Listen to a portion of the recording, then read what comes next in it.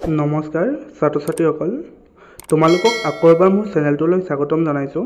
ছাত্ৰ ছাত্ৰীসকল, তোমালোকৰ বাবে এইটো ভিডিঅ' বহুতো গুৰুত্বপূৰ্ণ হ'বলৈ গৈ আছে। যিসকল ছাত্ৰ ছাত্ৰীয়ে এইবাৰ এইচএছ দিছা, সেইসকল ছাত্ৰ ছাত্ৰীৰ বাবে বহুতো গুৰুত্বপূৰ্ণ হ'বলৈ গৈ আছে।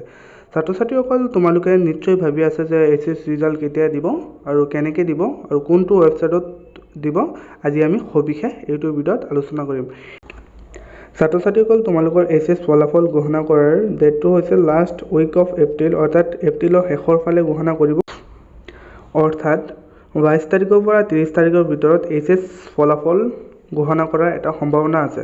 ছাত্ৰ ছাত্ৰীসকল, এটা নিউজ ভাইৰেল হৈছে। এতিয়া আমি সেই নিউজটোৰ বিষয়ে সবিশেষ আলোচনা কৰিম। তোমালোকে ভিডিঅ'টো শেষলৈকে চাই থাকিবা। ছাত্ৰ ছাত্ৰীসকল, তোমালোকে নিউজটো চাই লোৱা। ইয়াত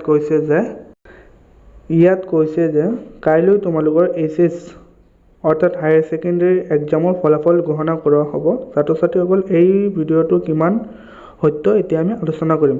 এইচএছ ৰিজাল্ট দিয়াৰ ওপৰত কোনো ধৰণৰ অফিচিয়েলি এনাউন্সমেণ্ট কৰা নাই। ছাত্ৰ ছাত্ৰীসকল, এনাউন্সমেণ্ট কৰাৰ লগে লগে তোমালোকক এইটো চেনেলৰ যোগেদি জনাই দিম কেতিয়া ৰিজাল্ট ঘোষণা কৰিব আৰু কোনটো ৱেবছাইটত ৰিজাল্ট ঘোষণা কৰিব। সম্পূৰ্ণ সবিশেষ এইটো চেনেলৰ যোগেদি তোমালোকক জনাই দিম।